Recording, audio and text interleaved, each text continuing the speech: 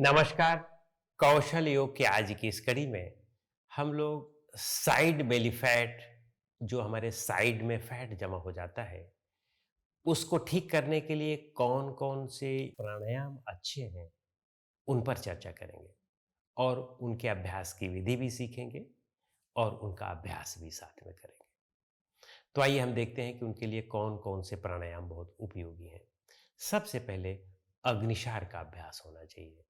अग्निसार के अभ्यास में हम सबको दक्षता प्राप्त कर लेनी चाहिए। यदि हम शारीरिक रूप से स्वस्थ रहना चाहते हैं और यदि मानसिक रूप से भी स्वस्थ रहना चाहते हैं, तो सजगता विकसित कर लें, तो शारीरिक और मानसिक दोनों रूप से स्वस्थ रहेंगे अग्निसार करके। तो आइए अग्निसार के अभ्यास की विधि देखते हैं।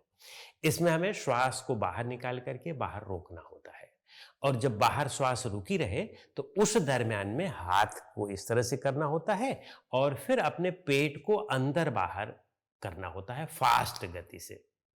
तब तक करना है कि जब तक हम श्वास को बहुत आसानी से रोक सकें। जहां ये लगे कि अब हमें कोई असुविधा होगी, ठीक उसके पहले ही पेट की गतिविधि को सामान्य कर दें, हाथ को सामान्य कर दें और फिर श्वास अंदर ले लें। तो आइए देखते हैं कि इसका अभ्यास कैसे किया जाता है।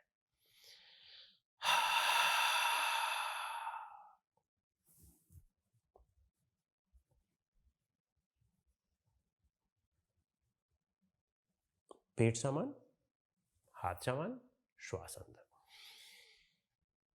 यह तो एक राउंड हुआ। इसके 5 राउंड का अभ्यास तो प्रतिदिन करना है। बिना नागा के इसका अभ्यास करना है। खाली पेट करना है और करने के आधे घंटे बाद ही कुछ खाना पीना है।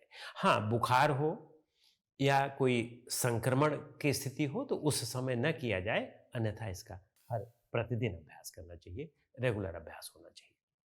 और अब इसके बाद हमें कपालभाति के अभ्यास में भी दक्षता प्राप्त करनी चाहिए, क्योंकि कपालभाति भी हमारे डाइजेस्टिव सिस्टम को, एक्सक्रीटरी सिस्टम को या कफ संबंधी समस्या का, जैसे आलस्य होती है। अब क्या होता है कि ये समस्या तभी उत्पन्न होती है जब हमें आलस्य होती है, थकावट होती है, हमें कुछ करने का मन नहीं करता है, तो हम व्यायाम आदि पर्याप्त कर ही नहीं पाते हैं, बस खाना खाते रहते हैं और निष्क्रिय जीवन शैली जीते हैं, बस बैठ करके जो काम कर सकते हैं करते रहते हैं। ज़्यादा देर तक बैठे रहने की अभ्यास करेंगे या ज़्यादा देर तक रहने का काम करेंगे तो पेट अपने आप बाहर निकलेगा ही निकलेगा, साइड में निकलेगा, बाहर निकलेगा, सामने की ओर निकलेगा। तो उस स्थिति में कपालभाति जो है बहुत उपयोगी होता है। तो कपालभाति कैसे करते हैं? दाहिने हाथ के अंगूठे को ऊपर उठा करके दाहिनी नासिका को बंद करते हैं हल्के से, दोनों उँगलियों को बंद करके, अब दोनों उँगलियों को इस तरह से अंदर की ओर रख करके अब बाईं नासिका से झटके से श्वास को बाहर निकालें और सामान्य श्वास अंदर आने दें। और इस तरह से विधि देखें। आ रहा है नॉर्मल, लेकिन निकल रहा है झटके से। इस तरह से मिलाकर के इसको 30 टाइम्स करें। इससे 30 टाइम्स इस नासिका से भी करें।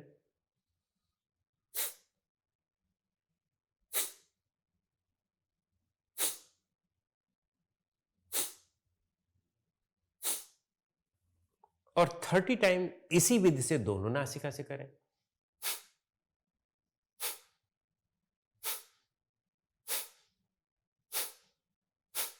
लेकिन पूरी सजगता रखें, हर एक श्वास पर आपका मन एकाग्र रहना चाहिए, नहीं कि इधर उधर सोचता रहे।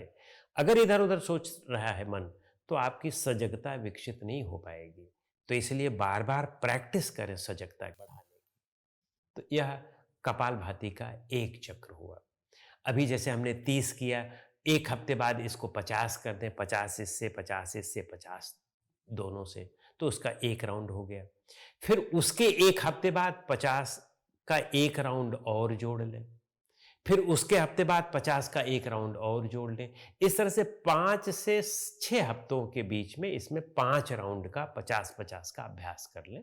तो आप देखेंगे कि इसी से ही आपकी समस्या का काफ़ी हद तक समाधान हो जाएगा। लेकिन जिन्हें उच्च रक्तचाप, हृदय रोग, हार्निया या स्लिप डिस्क आदि की शिकायत हो, वे इसका अभ्यास ना करें या तो बहुत योग्य मार्गदर्शन में ही करें, नहीं तो समस्या और बढ़ सकती है, आपको दूसरी भी समस्याएँ आ सकती हैं। और फिर इसके बाद भस्त्रिका का अभ्यास सीख लें। जैसे कपालभाति हमने किया, कपालभाति और भस्त्रिका में मूलभूत अंतर है कि कपालभाति में हम झटके से छोड़ते हैं, लेकिन लेते नॉर्मल है। भस्त्रिका में हम झटके से छोड़ते भी हैं और झटके से लेते भी हैं, और गहरी लेते हैं और गहरी बाहर निकालते हैं। तो आइए देखते हैं कैसे करते हैं।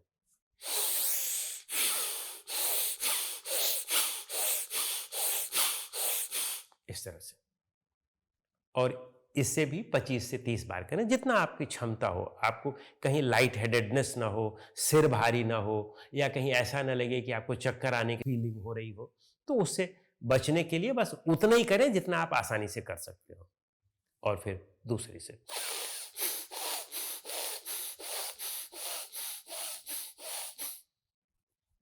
उसी विध से 30 बार इससे कर लिया, फिर उसी विध से 25 से 30 बार इससे भी कर लें।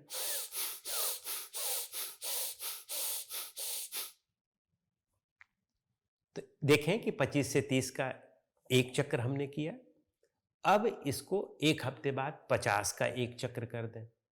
फिर धीरे धीरे उसके एक हफ्ते बाद 50 का एक चक्र इसमें और जोड़ लें, यानी 2 चक्र हो गए आप 50-50 के। फिर उसके एक हफ्ते बाद 50 के 3 चक्र कर दें। फिर उसके एक हफ्ते बाद 50 के 4 चक्र कर दें। फिर उसके एक हफ्ते बाद 50 के 5 चक्र कर दें। लेकिन हमेशा अपने शरीर को देखते रहें कि शरीर और मन में क्या परिवर्तन हो रहा है। कभी-कभी चक्कर आने की शिकायत हो सकती है, किसी का ब्लड प्रेशर हाई हो सकता है, तो उस स्थिति में योग्य मार्गदर्शन का सहारा लें और फिर न बढ़ाएँ। माने आवृत्तियाँ ना बढ़ाएँ, चक्रों की संख्या ना बढ़ाएँ। जब आपको ये लगे कि अब हमको ये समस्याएँ नहीं हो रही हैं, तब चक्रों की संख्या बढ़ाएँ। यानी आपको इसमें अपने विवेक का पालन करना होगा, केवल देख कर के ही सब कुछ नहीं होगा। विवेक से अपने निर्णय लिया करें। और फिर इसके बाद अब हमें इसमें नाड़ी शोधन के अभ्यास की विधि सीखनी पड़ेगी। नाड़ी शोधन भी अभ्यास करना पड़ेगा। नाड़ी शोधन बहुत उपयोगी है और ये संतुलित कर देता है प्राण शक्ति को। हमारी जो बाईं प्राण शक्ति है और दाहिनी प्राण शक्ति है, ईड़ा और पिंगला दोनों को संतुलित कर देता है और हमारी सुषुम्ना को जागृत करता है। कैसे इसका अभ्यास करते हैं? दाहिने हाथ के अंगूठे से दाहिनी नासिका को बंद करें और बाईं नासिका से धीमी, लंबी और गहरी श्वास सजगता के साथ अंदर लें।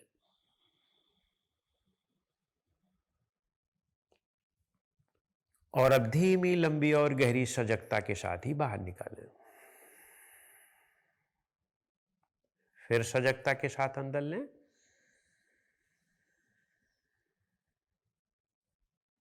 और सजगता के साथ ही बाहर निकालें। यह तो एक राउंड हुआ। शुरुआत 12 राउंड से करें, फिर धीरे धीरे 24 राउंड, 30 राउंड, 36 राउंड, इस तरह से धीरे धीरे इसको बढ़ाना है। माने अचानक पहले ही दिन नहीं बढ़ाना है, ग्रेजुअली बढ़ाना है। जैसे जैसे शरीर की एडॉप्टिबिलिटी बढ़ती जाए वैसे वैसे बढ़ाते चलना है। इस बात का जरूर ध्यान रखें और साथ में ध्यान रखें कि इन सब का करने का फायदा तभी होगा जब मानसिक सजगता बढ़ेगी, मानसिक एकाग्रता बढ़ेगी और मानसिक एकाग्रता और सजगता बढ़ने से मानसिक और भावनात्मक संतुलन आएगा। संतुलन आने से आपको अपने मन पर नियंत्रण होगा तो आपको अपनी जीवन शैली पर नियंत्रण होने लगेगा। सुबह जल्दी उठने लगेंगे, रात में जल्दी नींद आने लगेगी और गहरी नींद आएगी। खान पान में भी उल्टा सीधा करने का मन नहीं करेगा, समय पर खान पान करने का मन करेगा और प्राकृतिक आहार में ही अच्छा लगेगा, स्वाद मिलेगा उसमें। अन्यथा हमें अभी क्या होता है कि जब हमारा मन असंतुलित रहता है ना, तो प्राकृतिक आहार भी खाने का मन ही नहीं करता है, फिर तली भुनी चीज़ों को ही खाने का मन करता है, क्योंकि मन तनाव में रहता है और वह तनाव जो है खाने के माध्यम से ही हम उस तनाव को बाहर देशांतरित कर पाते हैं। तो इसलिए हम उल्टा सीधा अपने आप ही खाने पीने का मन करेंगे। लेकिन अगर मन शांत है तो कभी उल्टा सीधा खाने का मन नहीं करेगा। जैसे एक बहुत छोटे से बच्चे को देखें, वह बहुत तली भुनी मिर्च मसाले वाली चीज़ें नहीं उसको अच्छी लगती हैं, क्योंकि उस समय उसका मन शांत रहता है। जैसे जैसे हम बढ़ते जाते हैं, उम्र बढ़ती जाती है, वैसे वैसे मन में खुराफात बढ़ती जाती है, तनाव बढ़ता जाता है और फिर हम अपने अपने हमारी जो जीवन शैली है, हमारा अपना जो ढंग है जीवन जीने का, उन सब में फिर खुराफात जुड़ती जाती है। फिर वो खाने पीने का, उठने सोने का, जगने का, हर चीज़ में असंतुलन उत्पन्न होता जाता है और फिर बेली फैट क्या, हर प्रकार के फैट बढ़ने लगते हैं या हर प्रकार की समस्याएं बढ़ने लगती हैं।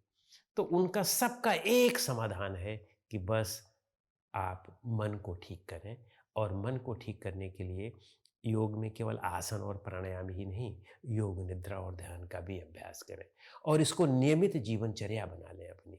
योग निद्रा और ध्यान तो आपका प्रतिदिन होना चाहिए, बिना गैप के होना चाहिए।